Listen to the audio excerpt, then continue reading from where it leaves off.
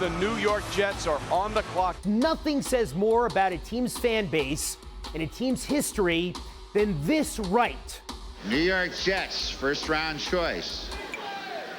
Jeff Lageman, linebacker, Virginia. The Jets, second-round selection, Marion Barber. The New York Jets select Johnny Mitchell. Quarterback, Ken O'Brien of California Davis. The New York Jets select tight end from Penn State, Kyle Brady. And the fans are letting it know which way they want to go. Obviously, the Jets know something that, the people up here don't. Upstairs, you can hear the Jet fans questioning this selection. The season ticket holder of the Jets, I'm going to boo.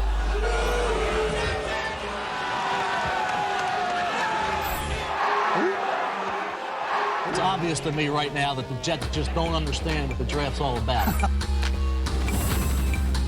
What a flashback that was, and it's always spirited when we're talking about the draft and the New York Jets. Mel, we have talked about Ohio State's Arvell Reese being the prospect taken with the Jets' first pick, which is number 2 overall. They pick second at 16 overall. Do you think it's an open and shut case that Arvell Reese is the number 2 player in this draft? I think it's going to be a discussion field because of how good David Bailey was coming out of Texas Tech, formerly of Stanford. He's a proven edge rusher. He had sacks in 11 of 14 games for the Red Raiders. He had 8 forced fumbles, 5 at Stanford 2 years ago and 3 this past year over those last 2 seasons. So he has already shown what he can do off the edge. Arvell Reese, like Micah Parsons, is based on potential. He had 6 sacks over the first 8 games, but none over the last 6 games this year, and no forced fumbles in his career. Micah Parsons, we forget, only had 6.5 sacks in his career, but he did have 6 forced fumbles. But like Parsons, give him a chance off the edge. We saw what happened. Give Reese a chance off the edge, and you could have something phenomenal. So it's going to be a real interesting discussion because of how good Bailey was. But Reese is right now at 3 on my board. Bailey's at 4. Yeah, look, those multi-positional avatars like Arvell Reese, you can't have enough of them. Just think about him and Will McDonald, who was their first-round pick, in 23.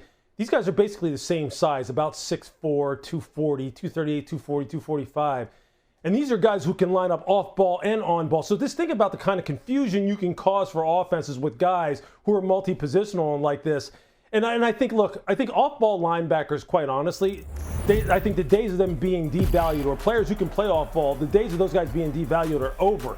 And Arvell can do that. You see him, and you see here in the clips, this guy can close on the passing game as well as anyone. And his pass rushing is still just so green and untapped and undeveloped that you know he's going to get better at that. So I think because of the diversity or versatility rather, that he provides you with, and when you pair him with guys like, Will McDonald, I think right there, Aaron Glenn would be, I think he would be happy as hell to have those 2 types of guys to be foundational players as edge players, combination off-ball players. Pretty good, pretty spirited debate you could have in a draft room between those 2 very different players who could be in play at number 2.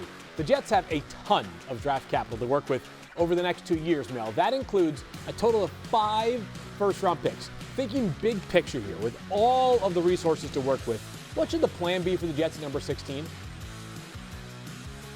First of all, figure out Ty Simpson, quarterback out of Alabama. If he's worthy of being the 16th pick and a quarterback moving forward, Lou, you got to go that direction. But I'm with you on this whole Jets football team. Take the best players. Obviously, at that point, don't force anything. But cornerback's a big need. Wide receivers a big need as well. And they're going to be looking at your guy, Jermod McCoy, Lou, as a possibility. Mansour Delane, the cornerback out of LSU. And maybe a wide receiver like Mekhi Lemon if he slid down that far, Lou. So I think a cornerback, wide receiver. But Ty Simpson, they got to figure him out.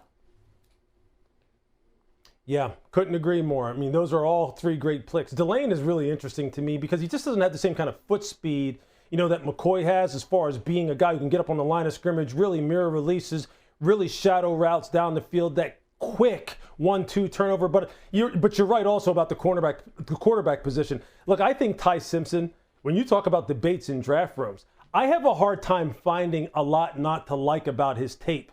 This is a guy who can play under center, in the gun. He has great ball handling. He has enough athletic ability to get outside the pocket, especially in a West Coast system, in a Seattle, San Francisco style system, LA Rams style system. I think he's going to absolutely light it up. The question is, how comfortable are you with the lack of starting experience that he has in college? That's the question. We've seen how that can play out in a negative way.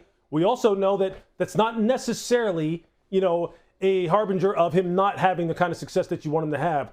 That second pick for the Jets is going to be all kinds of interesting. Lewis, you mentioned that Ty Simpson could be the kind of player that could thrive in a system like the Rams. Let's move on to the Rams, as they have 2 first-round picks. Again, thanks to the draft day trade they made last year with the Falcons to pick up Atlanta's first-round pick. It's been rare to see the Rams with even 1 pick.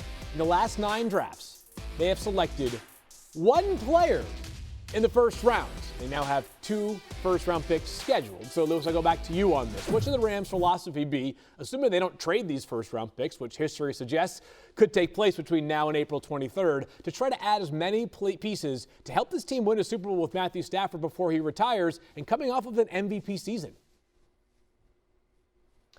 Yeah, I think here, for sure, defensively on the edges in the secondary is what they have to address. You just can't not address. And I understand, look, when you're picking here in the top 15, when we're just talking about that first pick overall, you want to take the best player available. But there's going to be some players whose skills match up with their need. And McCoy, again, it matches up. And we're just not going to be able to get away from it because of all the different things that he can wind up doing. And so there's a lot of corners here that are going to fit the bill for what they're looking for.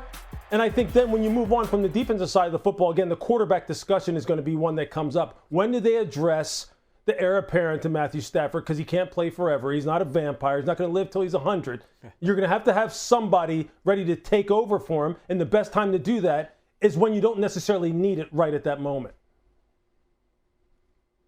No question about it. If Simpson were there at the end of the late portion of round 1, it'd be a great pick for Sean McVay. But I go to the 13th pick. It's going to be interesting. You have McCoy, who didn't play this year, coming off that knee injury from the past January. Looked good when he was out there for Tennessee 2 years ago and at Oregon State. But then you have Mansour Delane, who was at Virginia Tech, getting 4 picks, making big plays, but giving up some. Then he's more consistent this year at LSU and has a phenomenal season for the Bayou Bengals. So you're looking at a guy who, if he runs really well, if Delane runs well, tests well, you go to the guy there who would have proved this year where he could be a lockdown corner, really sticky in coverage, opportunistic, certainly ready to come into the NFL and play at a high level, as opposed to a guy coming off an injury and a year of inactivity. So that's going to be a real good discussion if those 2 cornerbacks are on the board when the Rams are up at that point.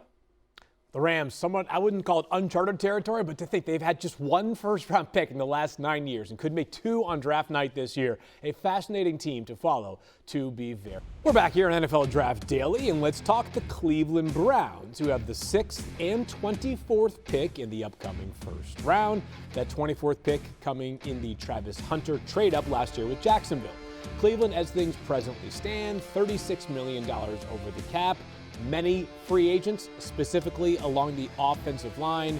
Don't worry about the cap. They always figure out a way in Cleveland. But, Mel, let's talk about this Browns roster. How would you approach this upcoming first round? It's all offense, really. It's thinking about the offensive line. Multiple picks up front, maybe 3 offensive line brought into the fold, and wide receivers. Somebody can catch the football like Carnell Tate, Ohio State. Hope he's there. If he's not there, you got to think about Jordan Tyson, Arizona State, or Mekhi Lemon, USC. But then you're also going to be looking at Spencer Fondo, offensive tackle, Utah. Francis Mauigoa, offensive tackle, Miami. And the fast-rising, fielding Yates, favorite player, Monroe Freeling from Georgia. So when you think about offensive tackle and wide receiver, you got to get 1 at 6 and 1 at 24. They want to take the receiver at 6, get the tackle at 24, or vice versa. But those are the 2 positions that need help the most. Like I said, it's not just going to be 1 offensive lineman. It's probably going to be 3, maybe 4 brought in during this draft. Yeah, I tell you, the more you watch Freeling, the more you really like him a lot. And I can see why Field is so high on him, because he is just a smooth mover at left tackle, and he's a natural left tackle. And so, I like CeCe Mauigoa as well. I mean, I really do. He's a right tackle. I haven't seen him on the left side, but, left tackle, right tackle, it's all the same for me, quite honestly, when you get to the league, because they just move rushers around so much anyway and just kind of pick your weak link on the offensive line and try to exploit them. This is what's interesting to me, though, with the Browns holding the 6th and 24th pick. Look, there's another way in which they could kind of accumulate even more picks. And I think that's by entertaining a year too late, quite honestly. Yeah. Maybe the trade of Myles Garrett. And I think that's something that has to be on the table once again. Because as good as Myles has been, Hall of Fame worthy, he's going to walk right into Canton. Absolutely walk right in there. First ballot gold jacket. They still haven't been able to win with him. They haven't been able to put up anything in terms of ultimate team success. They have a new defensive coordinator coming in that has never coordinated before. Myles Garrett loses his guy who has been there, for so long. So, I mean, there's probably a lot of reason for Myles to want to move on if the Browns would grant him that wish, which they weren't able to do or willing to do a year ago. But I'll tell you, Cleveland could get a boatload for him, and quite honestly, they probably need it because the picks that they have now still aren't enough given all the needs that they have. Yeah, you think about that division, getting after Burrow and Lamar Jackson and all those great quarterbacks in the AFC. If they can build it up quickly and you have Myles Garrett, you got a heck of an edge on everybody. As you said, one of the best players in the history of the game at that position, Lou. But you're right. What kind of haul can you get? And that's what's going to have to be determined there. How much is it going to take to move a Myles Garrett? It's one of the best ever to play the game. And like I said, when you're in a division with those two great quarterbacks and an AFC loaded with quarterbacks, you got the ultimate closer and the ultimate finisher. It doesn't take long to build these teams back up if they hit these picks that they have. So that's an interesting debate there. But I would hold on to Myles, I think, unless you got an awful lot that was like you couldn't say no to deal with a player that great. I understand that Giannis helped the Bucks win an NBA championship, but making a cross-sport analogy, in some ways it feels like the fate of Myles Garrett could be determined in part by what Myles Garrett himself wants. He demanded that